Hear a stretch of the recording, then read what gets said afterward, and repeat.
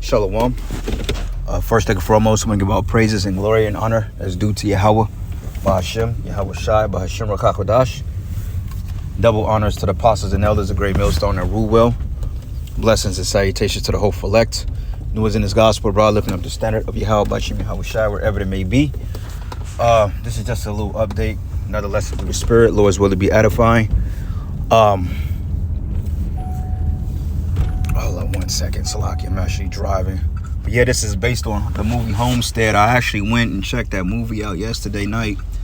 And it was a pretty good movie, to say the least.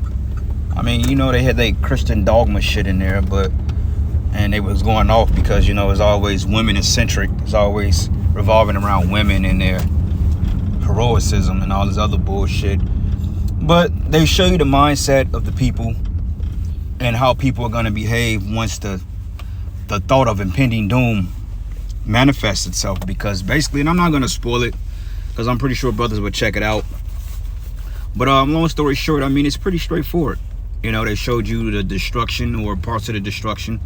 They showed you a societal collapse, and they showed basically people invading one another, and actually the division and the tensions among one another growing cold. Because in a movie or in a scenario like that, when you have a total collapse of society, people are gonna turn against one another and they're gonna go at each other's throats because of one of all things. And they showed you that as well. Okay, they showed you that the stores or the grocery stores or the supermarkets, whatever you want to call it, being emptied out.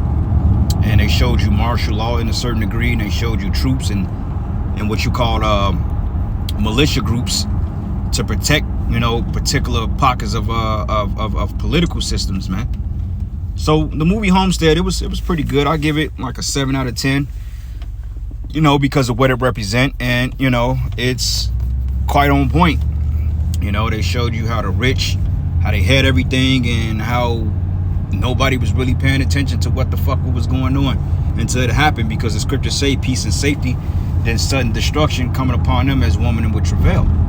Okay, so like I said, not giving any spoilers on the movie because it actually comes out Friday, but they gave an early release of it yesterday night, and I had the honor to go see it. So I encourage brothers to check it out. You know, take the meat, spit out the bones, as we always say, and always do. Because like I said, they go off in the movie. It's always woman-centric. The women gets the visions, and they always the prophets and all this other stuff. But, you know, for the most part, like I said, they showed you the mindset of people when all hell break loose. And the crazy part about it is that the movie theaters was pretty packed with going to see that movie. So people are quite aware as the time that we're living in. But you see, the thing of it is, these people are not going to turn in their convenience to be morally correct in these situations, man. And what I mean by that is the fact that, yeah, they know that shit is happening. Chariots are shooting down drones, which I already specified that I believe that those drones being deployed is because they see something else up there. And what turns out to be true. Okay, these drones are being shot down by the chariots.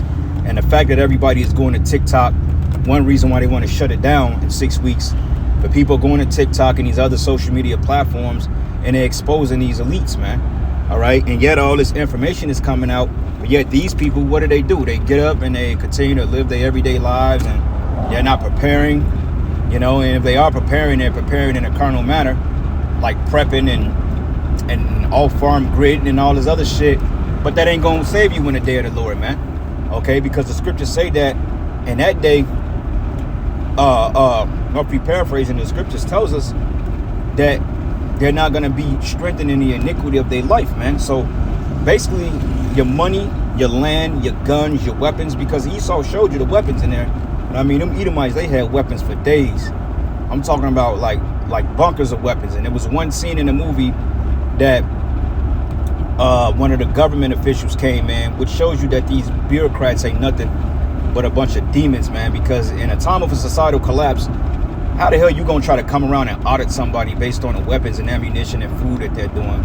And the dude said, get the fuck out of my house, you know? So he decides to come back with a task force, but to show you that the division of the people is really prevalent, man. Because one of the guys from the bureaucracies, and I can't say that word for shit, but one of the guys that worked for one of the governments, they basically was coming in to try to take what the main guy had, man. But yet they was trying to disguise it under basically law and order. Oh, well, that's against the law to have this many people or have this many weapons or guns. He like, look, this is my fortress. I can do what the fuck I want to do. We ain't in a time of government. So we told him to basically fuck off and kick rocks, because we know that they wanted it for themselves, man. Okay, and they're gonna try to pull that power card on people, but people ain't gonna go for it. And this is why the scriptures say they should not regard their kings nor princes, but the vote of their power should stand in but should stand in their own power. Because people, man, they not gonna try to hear no goddamn government officials or no judges or no cops telling them to stand down. When you have families in danger, when you have rioting and looting and mass destruction happening in the streets of America, ain't nobody trying to hear that shit, man. You know? So, no. But anyway, pretty good movie, you know. I recommend brothers to go check it out, you know, or if you got a Fire Stick or whatever, or look it for free, I don't know, you know, but it's a pretty good movie. Like I said, I give it like a 6, 7 out of 10, because I mean, there are bones in it, but they showed you the destruction when a bomb took place over when a bomb was detonated over LA. And then also they had different broadcasts about riotings in the cities and Texas being taken over and all this other shit. So it was pretty on point, because we know in a time of a societal collapse that there will be chaos, there will be riots, okay? People will go to there will be a war of the haves versus the have-nots, man. All right, and that's gonna just be the natural order of things, because people are gonna have one thing in mind: survival and protecting our families and loved ones. And some people just want to see the world burn. Like Joker, he made a quote in a Dark Knight movie, and he said some men care about money, but some men just want to see the world burn. And this nigga burnt damn near $500 million. He said it's not about money, but some men just want to see the world burn. And you got those men out here, whether they be military troops or just regular civilians, that really want to see this place fall, man, okay? And that really just want to hurt and kill people. And that's Esau. Because Esau's ultimate goal, even though he despises on the government, they just want to watch the world burn, and they want to oppress people, mainly the children of Israel. All right? So these particular attacks is just what it is, you know? And one thing that stood out too in that movie is that they blame the attack on a terrorist group, or they blame Russia. They said it was an EMP on the East Coast, and you had blackouts and the grid shut down. So basically, just like in that movie, Leave the World Behind, the cyber attack came, and before you know it, the whole goddamn country was plunged into chaos, man. Okay? And these movies showed you the personal lives of people whose plot revolved around the movie. But the purge, and it's so cold-blooded, because the Leave the World Behind in this movie and other movies, man, like The Day After Tomorrow, the purge shows you the nitty-gritty as what's happening in the streets of America. But these movies, they hinted at those things because common sense would tell you that chaos would ensue. But they focus more on people that was outside of that dynamic, man. So they didn't really show the country burning down, but they did show parts of people looting each other, gunshots, you know, rioting and shit. They show little parts of that, man. You know, same thing in that movie Civil War. They show when a societal collapse comes the norm, then this is what it is. And the Purge done a very good job on captivating that emotion, especially the last two purges, from the first purge and the Forever Purge, which in my opinion are probably the two best purge movies that ever came out. Okay, now I know that's up for debate, because some people like the original Purge better, some people like Purge Election Year better, which they all was good in their own right. I like all the Purge movies, all right? I like them all. But the last two Purge movies was more spiritual, because it was focusing on the Southern Kingdom and the Northern Kingdom. Okay, I remember when we all went to see the first Purge, and brothers should get back in the spirit of watching them Purge movies, man.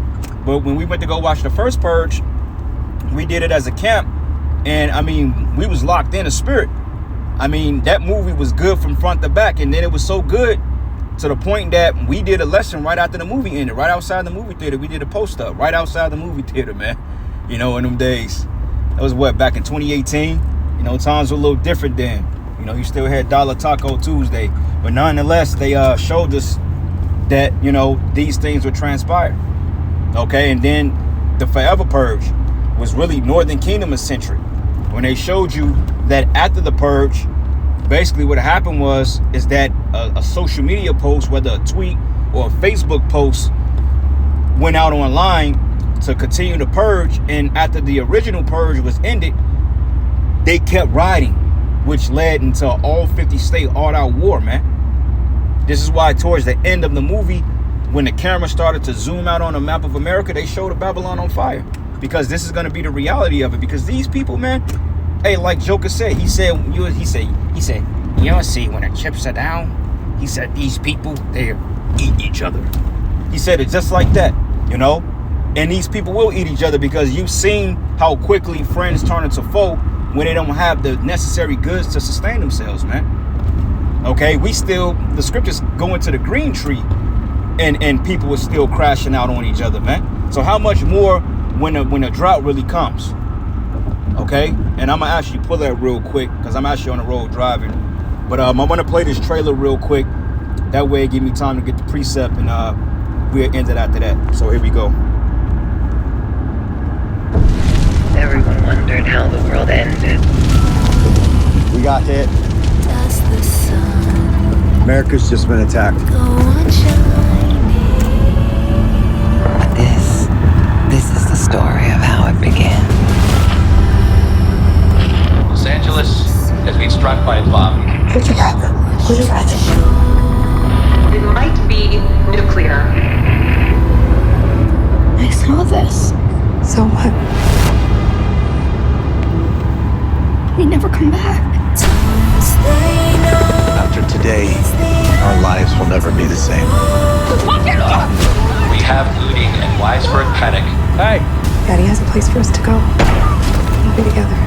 The city's on fire. There's a guy, been planning for the big one. Called a few months back, needs security people. Yeah, they showed you the city of LA was totally on fire because it got hit with like a soft-powered nuclear weapon, man. All right, and then the grid shut down, and that's when all the chaos and the rioting and the looting started. But they even showed you the mindset of the people that was living in this place called Homestead, man. Okay, that was a division among them, and it's a little girl in there, and I'm not gonna give that away. But at the end of the movie, something very, very sinister took place. All right, even though it was sort of a happy ending, but they're going to show you the post event of what really transpired and how it's going to all play out. Because in a situation like this, if you're not of the elect, there are no happy endings. Okay, and this is what that movie tried to portray, that there was happy endings. Yeah, let's all be bygones and bygones. But what you gonna do when the food runs out and you looking at your neighbor's child like, oh, he looks like a piece of fucking turkey, like he's looking like a lamb rib, man, and your stomach is touching your back? What you thinking about? You want to eat that little ninja, and that's going to automatically create a division, man. So when this shit really comes to pass, these people are going to they're going to go batshit crazy. Because like I said, the average person, they're only put together by the distractions, man. Like if we didn't have bread and circus and social venues like clubs and bars and lounges and bread and circus, sports venues and television and all this other shit, video games, these people would literally lose it, man. All right, because you got to understand that these little conveniences that we have, that these people have, I'm gonna say them because hey, fuck the convenience, man. We gonna live without that shit. But the little convenience that these people have is like a drug. And what do you do to a dope fiend? You continue to give them drugs to keep their minds distracted on the high, man. So as these people come out, Esau's gonna feed them more bread and circus. He's gonna give them more liquor, more alcohol, whatever, more video games. He's gonna give them more things to keep the fucking drugs pumping until it wears off. And when the people come and they see the matrix for what it is, that's when people are gonna lose their minds, man. Okay, this is when reality gonna set in that they've been played by the elites, man. All right. So anyway, let's go to 2nd Edges 15, and I'm gonna start at verses 14. It says, "Woe to the world and them that dwell therein." It says, "For the sword and their destruction draweth nigh, and one people shall stand up to fight against another, and swords in their hand." And this movie showed just that. Okay, this is why Yahweh Shai say he come to send not peace, but a division on the earth. Okay, and that a man should be in variance with his daughter or with his son, and a mother in variance with our daughter. Okay, the Lord has come to set division, because even during the time of the Ovid, you seen a division of families then. Okay, you got families that's still not on good terms with each other, due to the fact of what that goddamn pandemic did to people and the mandates they was pushing on people, man. Okay, people are still divided off that. So how much more when it comes into the food and the system being shut down and certain mandates are going forth in order to keep your somewhat convenience? People are gonna literally kill each other off the one of convenience, man. Okay, so let's say that if you living in a house of 5, you have a black woman or a nigger woman, as we like to call her, and she have maybe a boyfriend living there, and they all getting government aid. She may have like 3 children, 2 sons, 1 daughter, or 2 daughters, 1 son, or 3 daughters, whatever, right? And Esau may come in and say, well, look, man, all y'all got to take that MOTB, or I'm cutting you off completely from aid. And she may say, but wait a minute, man, he ain't even part of the family. They're gonna say, we don't care. He's staying with you. He needs to take it, or you getting cut off from your benefits. And this bitch is getting fucking $2 grand a month in food stamps. What the hell you think she gonna do? She gonna cut that man off, even if it means putting his ass in the spirit world or getting him locked up or arrested. But whatever it is, people gonna sell each other out on a whiff of a dime. And this is why we tell you, brothers, man, get out of that fucking family origin spirit, man. All right, it's nothing wrong with having a peaceable relationship with your father and mother. As the scriptures say, we're supposed to honor our parents. But if you really believe that your parents got your best interest, then you need to think again, man. All right, because it's easy to say, yeah, I'm with you when there's food in the refrigerator. You see, it's easy to say I'm with you when you got clothes on your back and ain't nobody putting a gun in your fucking face. Okay, we gonna see how all that shit change when they start threatening people that we know to get to us. You gonna see how people really felt about you, man. So all that barbecue and all that other family reunion bullshit, hey, man, fuck all that. Like me personally, I already know my family ain't with me. You know what I'm saying? I figured that out a long time ago, so it don't really bother me to know that the Lord ain't fucking with them like that. It don't bother me, because I already know what to expect. So I'm not compromising Yahweh Shai for them niggas. Okay, they can fucking forget about it, and they know very goddamn well that that I would choose my faith over them any goddamn day. And it's to the point now that I'm getting ready to change my number, and I'm not giving it to none of them. Okay, if the spirit wants them to find me for whatever reason, they'll find me. But other than that, I'm getting ready to change my number, and none of them is getting ready to have it. Okay, I don't give a fuck. People go say, oh, that's mean, brother. I don't care. You know, because we understand that we have a greater purpose. It's a greater effect at hand.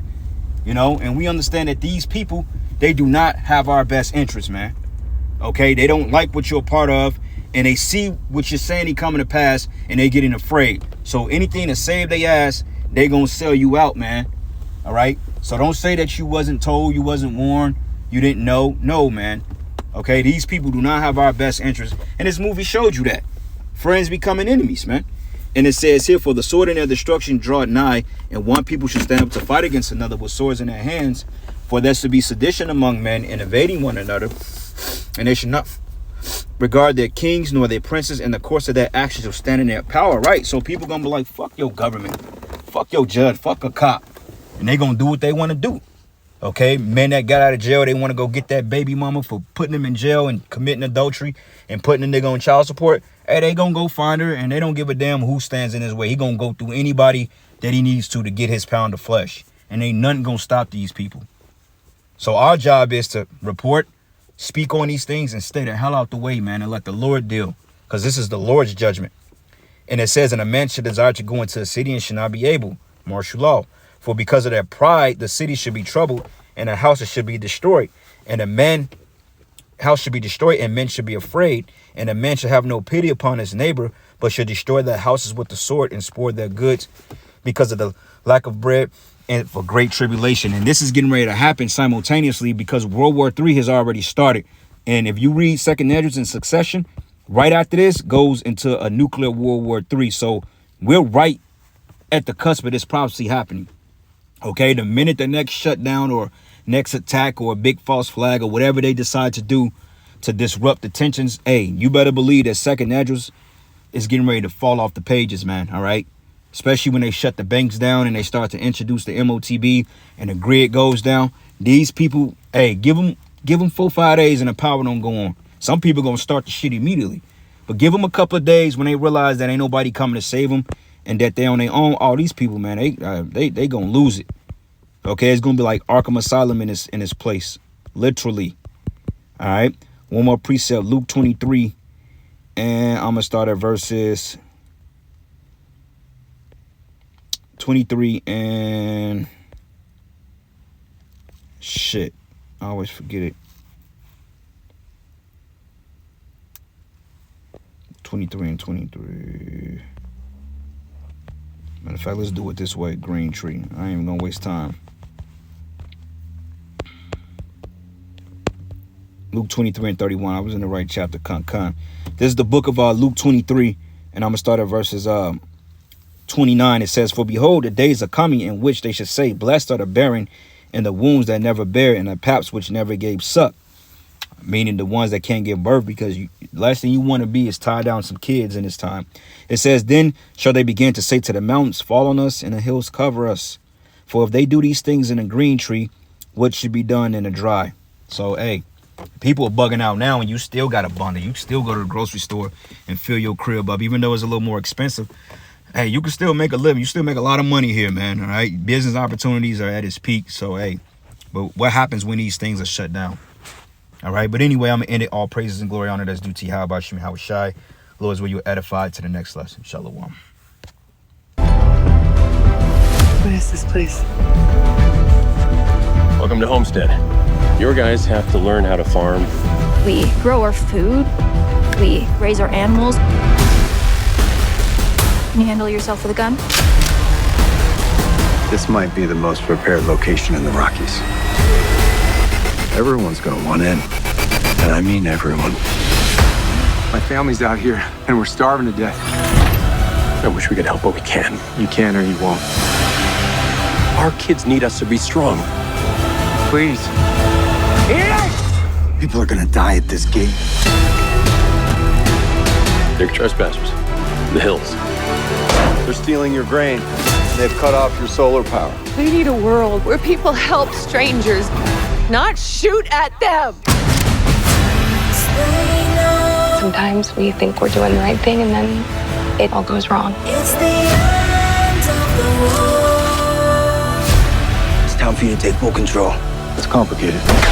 Do you think that you're above the law? Do you think that the rules aren't for you? Is this an ark or is this a fortress? It's our home. It's the end of the world. Hey, I'm Neil McDonough. I'm Bailey Chase. I am Dawn Olivieri, and I play Jenna. And I play Jeff Erickson. And I play Ian Ross in the post-apocalyptic film Homestead. We are doing something that has never been done before. For each ticket to Homestead that you pre-order, You get entered to win an instant homestead. Which includes a tiny home from Box House, a customized Polaris OHV, 1 Bitcoin,